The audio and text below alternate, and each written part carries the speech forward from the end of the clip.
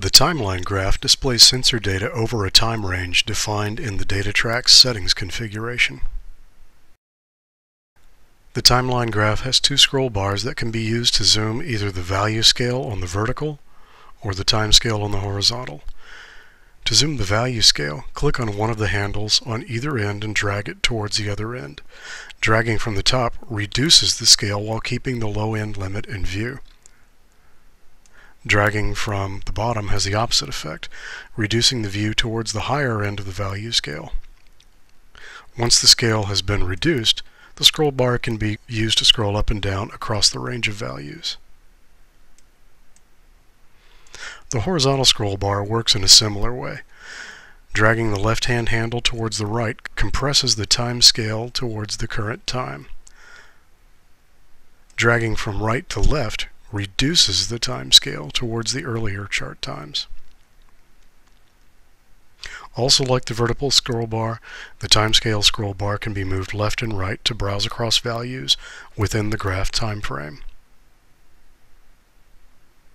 It is important to note that altering either of these scroll bars will automatically pause the moving display of values.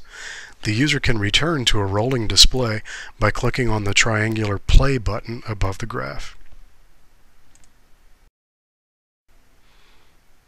While the timeline graph is moving, the play button is replaced with the chart pause button.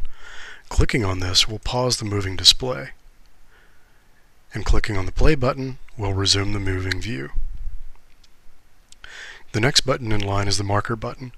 This button is only active and available while a recording is in progress. Adding a marker to a recording is covered in another video. Following the marker button is the marker hide button. This button toggles the display of markers in the timeline graph. For example, if we add a test marker here and save it, it shows up in the timeline. We can hide all the markers through this toggle or reshow them. Lastly is the Reset Zoom button. Clicking this button will return the vertical and horizontal scales to their defaults, but will not unpause the graph display. The play button must still be used to restart the moving display.